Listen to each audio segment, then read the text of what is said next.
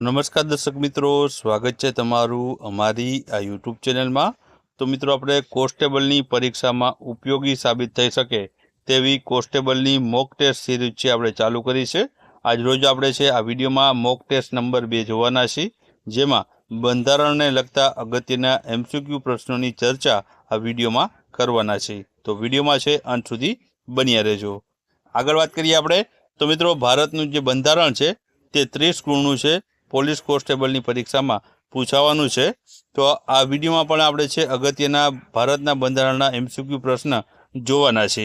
તો વિડીયોમાં છે અંત સુધી બન્યા રહેજો, અને વિડીયો તમને પસંદ આવે તો તમારા મિત્ર વર્તુળમાં અવશ્ય એકવાર શેર પણ કરી દેજો।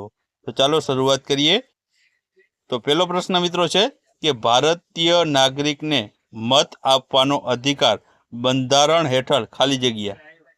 તો ઓપ્શન આપેલા છે દીવાની અધિકાર છે, રાજકીય અધિકાર છે, મૂળભૂત ફરજ છે કે મૂળભૂત અધિકાર છે। તો આમાં મિત્રો જવાબ શું આવશે? તો આ પ્રશ્નમાં જવાબ આવશે ઓપ્શન બી આવશે। આ છે મિત્રો ભારતીય નાગરિકનો રાજકીય અધિકાર રહેલો છે। ત્યારબાદ આગળનો આપણે પ્રશ્ન જોઈએ તો સંવિધાનના આરંભે નાગરિકતાની જોગવાઈ કયા અનુચ્છેદમાં કરવામાં આવેલી છે? તો ઓપ્શન તમને આપેલા છે અનુચ્છેદ 5માં, અનુચ્છેદ 7માં, અનુચ્છેદ 6માં કે અનુચ્છેદ નંબર 8માં। તો મિત્રો આમાં જવાબ આવશે ઓપ્શન એ આવશે। અનુચ્છેદ નંબર 5 છે તેમાં મિત્રો છે સંવિધાનના આરંભ માટે છે નાગરિકતાની જે જોગવાઈ છે તે કરવામાં આવેલી છે। ત્યારબાદ આગળનો પ્રશ્ન જોઈએ તો બંધારણ દ્વારા નાગરિકોને છે કયા પ્રકારની નાગરિકતા પ્રદાન કરેલી છે? તો આમાં મિત્રો ઓપ્શન આપેલા છે એકલ નાગરિકત્વ, દ્વિનાગરિકત્વ, બહુ નાગરિકત્વ કે સમાન નાગરિકત્વ। તો આમાં મિત્રો જવાબ શું આવશે? તો આમાં જવાબ આવશે ઓપ્શન એ આવશે, એકલ નાગરિકત્વ છે મિત્રો તે આપવામાં આવેલું છે ભારતીય બંધારણમાં। મિત્રો છે નાગરિક એક જ નાગરિકત્વ છે તે રાખી શકે છે। ત્યારબાદ આગળનો પ્રશ્ન આપણે જોઈએ તો આગળનો પ્રશ્ન છે કે ભારત રાજ્યો અને રાજ્ય ક્ષેત્રોને કઈ અનુસૂચિમાં નિર્દિષ્ટ કરવામાં આવ્યા છે? તો ઓપ્શન આપેલા છે અનુસૂચિ 2માં, અનુસૂચિ 4માં, અનુસૂચિ 3માં કે અનુસૂચિ 1માં। તો મિત્રો આમાં જવાબ આવશે ઓપ્શન એ આવશે, ઓપ્શન ડી આવશે। અનુસૂચિ 1 છે તેમાં મિત્રો છે ભારતના જે પણ તમામ રાજ્યો અને રાજ્યોના જે ક્ષેત્રો છે તેને છે તેમાં નિર્દિષ્ટ એટલે કે તેમાં સામેલ કરવામાં આવેલા છે। ત્યારબાદ આગળનો પ્રશ્ન જોઈએ તો ભારતીય સંઘનો ભાગ ન હોય તેવા બાહ્ય રાજ્યોના ભારતમાં જો પ્રવેશ અંગેની જે જોગવાઈ છે તે કયા અનુચ્છેદમાં કરવામાં આવેલ છે? તો ઓપ્શન આપેલા છે અનુચ્છેદ 3માં જોગવાઈ છે, અનુચ્છેદ 2માં છે, અનુચ્છેદ 4માં છે કે આવી કોઈ જોગવાઈ કરવામાં આવેલ નથી। તો મિત્રો અહીં ભારત બહારના રાજ્યો જો ભારતમાં પ્રવેશે તે અંગેની જોગવાઈ પૂછવામાં આવી છે કે અનુચ્છેદમાં છે। તો આમાં જવાબ શું આવશે? તો આમાં જવાબ આવશે ઓપ્શન બી આવશે, અનુચ્છેદ નંબર 2માં છે। આવ્યા બાહ્ય રાજ્યોના ભારતમાં પ્રવેશ અંગેની જોગવાઈ અનુચ્છેદ 2માં છે જોવા મળે છે। ત્યારબાદ આગળનો પ્રશ્ન આપણે જોઈએ તો રાજ્યોના ક્ષેત્ર, સીમા અને નામોમાં પરિવર્તન જે કરવાની સત્તા છે તે કોને આપવામાં આવી છે?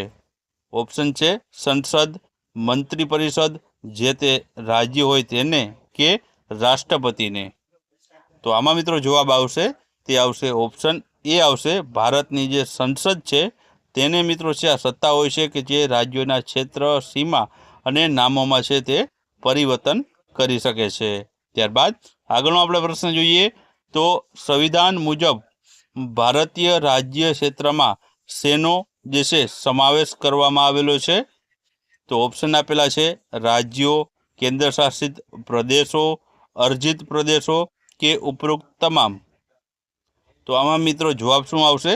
તો આમાં જવાબ આવશે ઓપ્શન ડી આવશે, એટલે કે ઉપરોક્ત તમામ, એટલે કે રાજ્યો છે, કેન્દ્ર શાસિત પ્રદેશો છે અને અર્જિત પ્રદેશો છે, તમામનો સમાવેશ છે સંવિધાન મુજબ છે ભારતીય રાજ્ય ક્ષેત્રમાં છે તેનો સમાવેશ કરવામાં આવેલો છે।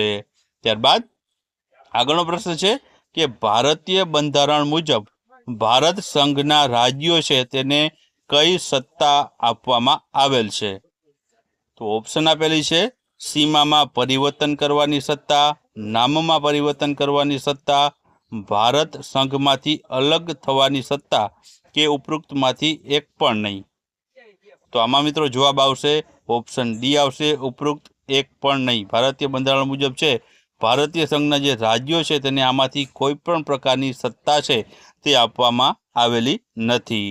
ત્યારબાદ આગળનો પ્રશ્ન જોઈએ તો ધાર્મિક બાબતોનો વહીવટ કરવાનું સ્વાતંત્ર્ય જે સ્વાતંત્ર્ય છે તે કયા અનુચ્છેદમાં આપવામાં આવ્યું છે? તો ઓપ્શન આપેલા છે અનુચ્છેદ 26, અનુચ્છેદ 25, અનુચ્છેદ 27 કે અનુચ્છેદ 28. તો આમાં જવાબ શું આવશે? તો જવાબ આવશે ઓપ્શન એ આવશે, અનુચ્છેદ 26માં મિત્રો છે ધાર્મિક બાબતોનું જે છે વહીવટ કરવાનું સ્વાતંત્ર્ય છે તે આ અનુચ્છેદ 26 મુજબ છે ભારતીય બંધારણ દ્વારા આપવામાં આવેલું છે, જેથી જે ધર્મ છે પોતાનો જે છે ધાર્મિક બાબતોનો વહીવટ કરી શકે છે. ત્યારબાદ આગળનો પ્રશ્ન જોઈએ તો અનુચ્છેદ 29માં કયા હિતોનું રક્ષણ કરવામાં આવ્યું છે? ઓપ્શન આપેલા છે લઘુમતીઓના, ધર્મના, કર્તવ્યના કે અભિવ્યક્તિના. તો જવાબ શું આવશે? તો જવાબ મિત્રો આમાં આવશે તે આવશે ઓપ્શન એ આવશે, લઘુમતીઓના હિતોનું રક્ષણ મિત્રો છે અનુચ્છેદ 29માં કરવામાં આવેલું છે. ત્યારબાદ આગળનો પ્રશ્ન જોઈએ તો લઘુમતીઓને શિક્ષણ સંસ્થાઓ સ્થાપવાનો તેમજ તેમનો વહીવટ કરવાનો જે અધિકાર છે તે કયા અનુચ્છેદમાં આપવામાં આવ્યો છે? ઓપ્શન છે અનુચ્છેદ 29, અનુચ્છેદ 30, અનુચ્છેદ 32 કે અનુચ્છેદ 28માં.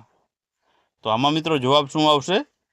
તો આમાં જવાબ આવશે તે આવશે ઓપ્શન બી આવશે, અનુચ્છેદ 30 છે તે મુજબ મિત્રો છે લઘુમતીઓને શૈક્ષણિક જે સંસ્થાઓ છે તે સ્થાપવાનો તેમજ તેનો વહીવટ કરવાનો અધિકાર છે આ અનુચ્છેદ 30 અંતર્ગત છે ભારતીય બંધારણ દ્વારા આપવામાં આવેલો છે. ત્યારબાદ આગળનો પ્રશ્ન જોઈએ. આગળનો પ્રશ્ન છે કે ભારતના બંધારણના કયા અનુચ્છેદમાં ધાર્મિક સ્વતંત્રતાની જોગવાઈ કરવામાં આવી છે? તો ઓપ્શન આપેલા છે અનુચ્છેદ 25 થી 28માં, ઓપ્શન બી છે અનુચ્છેદ 26 થી 29માં, ઓપ્શન સી છે અનુચ્છેદ 25 થી 30માં કે ઓપ્શન ડી છે અનુચ્છેદ 29 થી 30માં. તો આમાં મિત્રો જવાબ આવશે તે આવશે ઓપ્શન એ આવશે, અનુચ્છેદ 25 થી અનુચ્છેદ 28માં છે મિત્રો ભારતીય બંધારણમાં છે ધાર્મિક સ્વતંત્રતાની જોગવાઈઓ કરવામાં આવી છે. ત્યારબાદ આગળનો પ્રશ્ન જોઈએ તો આગળનો પ્રશ્ન છે કે બાબા સાહેબ આંબેડકર છે તેમણે કયા અનુચ્છેદને ધ્યાનમાં રાખીને બંધારણનું હૃદય તેને કહ્યું હતું? તો ઓપ્શન આપેલા છે અનુચ્છેદ 32 ને, અનુચ્છેદ 12 ને, અનુચ્છેદ 35 ને કે અનુચ્છેદ 14 ને. તો આમાં જવાબ આવશે મિત્રો તે છે ઓપ્શન એ આવશે, અનુચ્છેદ જે 32 છે તેને મિત્રો છે બાબા સાહેબ આંબેડકરે છે બંધારણનું હૃદય છે તેમણે કહ્યું હતું. ત્યારબાદ આગળનો પ્રશ્ન આપણે જોઈએ તો કઈ રીત છે તેનો અર્થ અમે આદેશ આપીએ છીએ એવો અર્થ થાય છે? તો ઓપ્શન છે તેમના સર્ટિઓરી, પ્રોહિબિશન, મેન્ડેમસ કે કો વોરંટ. તો આમાં જવાબ આવશે ઓપ્શન સી આવશે, મેન્ડેમસ જે રીટ છે મિત્રો તેનો અર્થ છે અમે આદેશ આપીએ તેવો તેનો અર્થ થાય છે. ત્યારબાદ આગળનો પ્રશ્ન જોઈએ તો માર્શલ લો સમયે મૂળભૂત અધિકારોનું મોકૂફી કયા અનુચ્છેદમાં કરવામાં આવી છે? તો ઓપ્શન આપેલા છે અનુચ્છેદ 31, અનુચ્છેદ 33, અનુચ્છેદ 34 કે અનુચ્છેદ 35માં. તો આમાં મિત્રો જવાબ આવશે તે આવશે ઓપ્શન સી આવશે, અનુચ્છેદ 34 જે છે તે અંતર્ગત માર્શલ લો સમયે છે મૂળભૂત જે અધિકારો છે તેને મોકૂફ રાખવામાં આવે છે.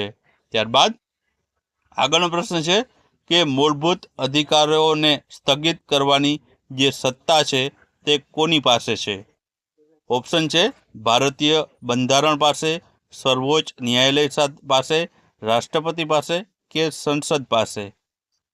તો આમાં જવાબ આવશે તે આવશે ઓપ્શન સી આવશે, રાષ્ટ્રપતિ છે તેમની પાસે સત્તા છે કે તે મૂળભૂત અધિકારો છે તેને સ્થગિત કરી શકે. ત્યારબાદ આગળનો પ્રશ્ન જોઈએ તો આગળનો પ્રશ્ન છે ભારતીય બંધારણ મુજબ છે નીચેનામાંથી કયો અધિકાર મૂળભૂત અધિકાર નથી? તો તમને નીચે છે વિવિધ અધિકારો આપેલા છે, તેમાંથી કયો અધિકાર છે તે મૂળભૂત અધિકાર નથી તે જણાવવાનું છે. તો ઓપ્શન આપણે જોઈએ તો સમાનતાનો અધિકાર, માહિતીનો અધિકાર, ધાર્મિક સ્વતંત્રતાનો અધિકાર કે બંધારણીય ઇલાજોનો અધિકાર. તો આમાં જવાબ આવશે ઓપ્શન બી આવશે. માહિતીનો અધિકાર છે મિત્રો, તેને મૂળભૂત અધિકાર છે તે ભારતીય બંધારણ મુજબ માનવામાં આવતો નથી. ત્યારબાદ આગળનો પ્રશ્ન જોઈએ તો આગળનો પ્રશ્ન છે કે કાયદા સમક્ષ સમાનતા છે આ કયા અનુચ્છેદમાં ઉલ્લેખિત છે? એટલે કે કાયદા સમક્ષ છે બધા સમાન છે તેવું છે મિત્રો ભારતીય બંધારણના કયા અનુચ્છેદમાં જે દર્શાવેલું છે અથવા તો ઉલ્લેખિત છે? તો ઓપ્શન તમને આપેલા છે અનુચ્છેદ 12, અનુચ્છેદ 14, અનુચ્છેદ 16 કે અનુચ્છેદ 18માં. તો આમાં જવાબ આવશે મિત્રો તે છે ઓપ્શન બી આવશે. અનુચ્છેદ 14માં મિત્રો છે કાયદા સમક્ષ સમાનતા અંગેનો અનુચ્છેદ છે, તેમાં છે આ અંગેની જોગવાઈ છે તે જોવા મળે છે. ત્યારબાદ આગળનો પ્રશ્ન જોઈએ તો બંધારણના કયા અનુચ્છેદમાં રાજ્યની વ્યાખ્યા કરવામાં આવી છે? ઓપ્શન આપેલા છે અનુચ્છેદ 12માં, અનુચ્છેદ 13માં, અનુચ્છેદ 30 કે અનુચ્છેદ 16માં. તો અહીં રાજ્યના વ્યાખ્યાની વાત કરવામાં આવી છે. તો આ મિત્રો છે અનુચ્છેદ 12માં છે આ જે છે માહિતી આપેલી છે રાજ્યની વ્યાખ્યા અંગેની. ત્યારબાદ આગળનો પ્રશ્ન જોઈએ તો ભારતના બંધારણના કયા ભાગને ભારતનો મેગ્ના કાર્ટા કહેવામાં આવે છે? તો ઓપ્શન આપેલા છે ભાગ 2, ભાગ 3, ભાગ 4 કે ભાગ 1 ને. તો આમાં જવાબ આવશે ઓપ્શન બી આવશે. ભાગ 3 છે તેને છે ભારતીય બંધારણનો જે છે મેગ્ના કાર્ટા છે તેને કહેવામાં આવે છે. ત્યારબાદ આગળનો પ્રશ્ન છે કે કાયદાની વ્યાખ્યા ભારતીય બંધારણમાં કયા અનુચ્છેદમાં કરવામાં અથવા તો આપવામાં આવી છે? તો ઓપ્શન આપેલા છે અનુચ્છેદ 12માં, અનુચ્છેદ 14માં, અનુચ્છેદ 13માં કે અનુચ્છેદ 16માં. તો આમાં જવાબ આવશે તે આવશે ઓપ્શન સી આવશે. અનુચ્છેદ 13માં છે કાયદાની વ્યાખ્યા છે તે ભારતીય બંધારણમાં જોવા મળે છે. ત્યારબાદ આગળનો પ્રશ્ન જોઈએ તો 1949ના જે મૂળ બંધારણ છે તેમાં કેટલા મૂળભૂત અધિકારો છે તે આપવામાં આવ્યા હતા? તો ઓપ્શન આપેલા છે 5, 6, 7 કે 8. મિત્રો આ 1949ની વાત થાય છે ત્યારે મૂળ બંધારણમાં કેટલા મૂળભૂત અધિકારો અપાયા હતા? તો ઓપ્શનમાંથી જવાબ મિત્રો આવશે તે આવશે ઓપ્શન સી આવશે. 7 જેટલા મૂળભૂત અધિકારો છે તે 1949ના મૂળ બંધારણમાં આપવામાં આવ્યા હતા. ત્યારબાદ છે એક મૂળભૂત અધિકારને છે સ્થગિત કરવામાં આવ્યો હતો. હવે 6 જેટલા મૂળભૂત અધિકારો રાખેલા છે. ત્યારબાદ આગળનો પ્રશ્ન જોઈએ તો સમાનતાનો અધિકાર જે છે કેટલામાં અનુચ્છેદમાં વિસ્તારિત છે? એટલે કે કેટલામાં અનુચ્છેદમાં આપવામાં આવ્યો છે? તો ઓપ્શન આપેલા છે 5મા અનુચ્છેદમાં, 6ઠ્ઠા અનુચ્છેદમાં, 7મા અનુચ્છેદમાં કે 8મા અનુચ્છેદમાં. તો આમાં જવાબ આવશે ઓપ્શન એ આવશે. 5મા અનુચ્છેદમાં છે મિત્રો સમાનતાના અધિકાર અંગેનું જે છે વિસ્તારિત માહિતી આપવામાં આવેલી છે. ત્યારબાદ આગળનો પ્રશ્ન છે કે કોની સંમતિ વિના ભારતનો કોઈ નાગરિક અન્ય દેશ પાસેથી હોદ્દો કે ઇલ્કલાબ સ્વીકારી શકતો નથી? એટલે કે કોની પાસેથી જે છે બહારના દેશની કોઈ પણ હોદ્દો કે ઇલ્કાબ સ્વીકારવા માટે ભારતના નાગરિકે છે કોની જે છે સંમતિ અથવા તો મંજૂરી લેવી પડે છે? તો ઓપ્શન આપેલા છે રાષ્ટ્રપતિ, વડાપ્રધાન, સંસદ કે મંત્રી પરિષદની. તો આમાંથી જવાબ શું આવશે? તો જવાબ આવશે ઓપ્શન એ આવશે રાષ્ટ્રપતિ. મિત્રો કોઈ પણ અન્ય દેશની તમારે હોદ્દો મેળવવો હોય અથવા તો ઇલ્કાબ સ્વીકારવો હોય તો તે પહેલાં છે તમારે રાષ્ટ્રપતિની સંમતિ અથવા તો મંજૂરી જે છે હોવી જરૂરી છે. ત્યારબાદ આગળનો પ્રશ્ન આપણે જોઈએ તો અસ્પૃશ્યતા નાબૂદી વિશે કયા અનુચ્છેદમાં ઉલ્લેખ કરવામાં આવ્યો છે? તો ઓપ્શન આપેલા છે અનુચ્છેદ 15માં, અનુચ્છેદ 16માં, અનુચ્છેદ 17માં કે અનુચ્છેદ 18માં. તો મિત્રો અહીં અસ્પૃશ્યતા નાબૂદી વિશેનો અનુચ્છેદ પૂછાણો છે.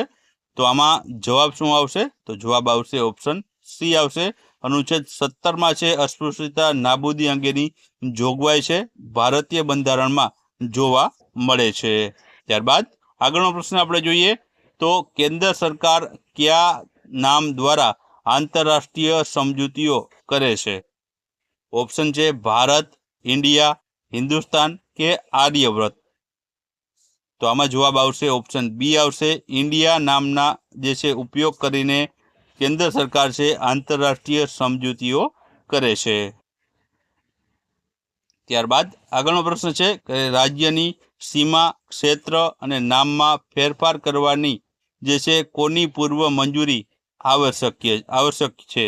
તો ઓપ્શન છે જે તે રાજ્યના રાજ્યપાલની, મંત્રી પરિષદની, રાષ્ટ્રપતિની કે ભારત સરકારની। તો આમાં જવાબ આવશે મિત્રો ઓપ્શન સી આવશે રાષ્ટ્રપતિની પૂર્વ મંજૂરી જરૂરી છે। તમારે કોઈ પણ રાજ્યની સીમા, ક્ષેત્ર કે નામમાં ફેરફાર કરવો હોય તો રાષ્ટ્રપતિની પૂર્વ મંજૂરી લેવી જરૂરી છે।